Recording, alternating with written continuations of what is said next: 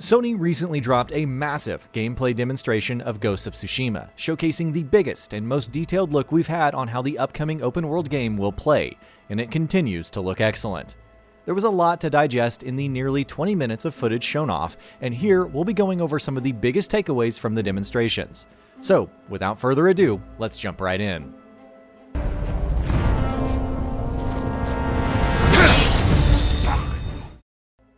Exploration. When it comes to exploration, it looks like Ghost of Tsushima is taking cues from the likes of Breath of the Wild and Red Dead Redemption 2, in that it will be emphasizing contextualized, organic, and immersive means of exploration, rather than the follow the marker on the map fare we usually see in open-world games. Visual cues in the world of the game itself will be your guide. Plumes of smoke might guide you towards places under attack by Mongols. Birds could guide you to points of interest. So while exploring, rather than following markers littered on a map or a compass, you're going to have to pay attention to the world itself. Guiding wind. One of the most important tools you'll make use of for exploration purposes is something called the guiding wind.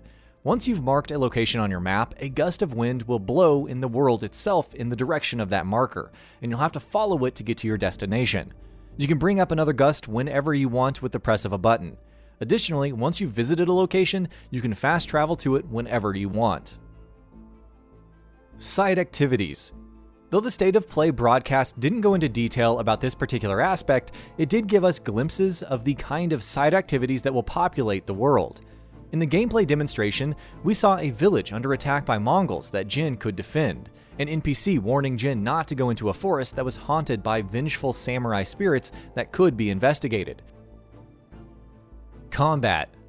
We also got a pretty good look at how combat will function in Ghost of Tsushima, and though the demo didn't go into the nitty-gritties of the mechanics, it did give us a fair idea of some of its main talking points. Jin can challenge enemies to standoffs, at which point you have to look for the perfect time to strike as you wait for the enemy to make his move. The demo also showed Jin cutting down enemies with single blows and swipes, with the developer stating that every attack during combat will count. Parrying is another mechanic that was detailed, and parrying enemies with the right timing opens them up to deadly finishers, while you can also deflect incoming arrows with your swords.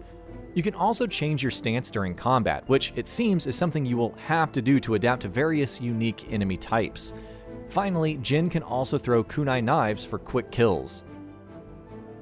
Stealth. Stealth is going to be a major part of Ghost of Tsushima, both narratively and mechanically. Here, the game is giving off some serious Assassin's Creed vibes. You can assassinate enemies who are oblivious to your presence by silently sneaking up on them, and you can also make use of distractions, such as throwing wind chimes and firecrackers. If you're fast enough, you can also assassinate two enemies at the same time, while smoke bombs can also be thrown to evade and escape. Interestingly, it looks like fear is something that will play a mechanical role in the game. Through your actions as the Ghost, you can strike fear into the hearts of the Mongols, and this might lead to some interesting repercussions. For instance, during the gameplay demo, we saw enemies fleeing from Jin as he butchered their allies, with one falling over and slowly backing away from him, before Jin mercilessly killed him as well. Traversal. It looks like Jin's primary means of transport in the open world of Tsushima will be riding his horse, which you can summon at the press of a button. On a more micro scale, once again, Ghost of Tsushima seems to be taking cues from Assassin's Creed. We saw a fair bit of parkour in the demo, with Jin jumping from handhold to handhold and walking across wooden beams. His grapple hook also looks like it's going to be an important part of traversal, and can be used to swing across gaps or climb up ledges. Customization. Customization details were also shared during the gameplay demo, and it seems like there's going to be plenty to dive into here. Jin can don various different kinds of armor, and they will have unique mechanical advantages and disadvantages, in addition to also looking completely different. It seems like some will be better for stealth, while others will be better for up-close combat. Players can also find charms in the world that will give Jin unique advantages, while which techniques Jin unlocks and is proficient at is something that will be determined by how you spend your skill points. You can also collect flowers in the world to change the color of whatever armor you're wearing. Photo mode. Sucker Punch have also confirmed that Ghost of Tsushima will have a photo mode at launch. Various filters and toolsets were briefly shown off, but most interestingly, photo mode will also allow you to make video clips in addition to capturing stills. For your video clips, you can control the wind, its direction, and the speed at which it blows, apply various filters, and even select tracks from the game's OST to play in the background. Japanese voiceovers. Given the game's setting, this was something of a given, but Sucker Punch have now officially confirmed that Ghost of Tsushima will have Japanese voiceovers.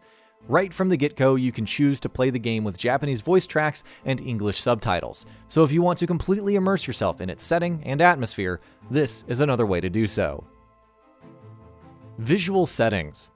Sucker Punch wants you to be able to live out your greatest samurai fantasies with Ghost of Tsushima, so if you want the game to look like your favorite samurai films, you're going to be able to do that. The game will give you the option of turning on a visual mode that will apply film grain and a black and white filter to give it that authentic look. It's unconfirmed if that's the only alternative visual mode in the game, but that one, at least, is confirmed.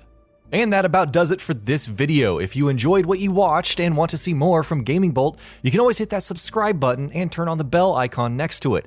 That way you will never miss any of our videos.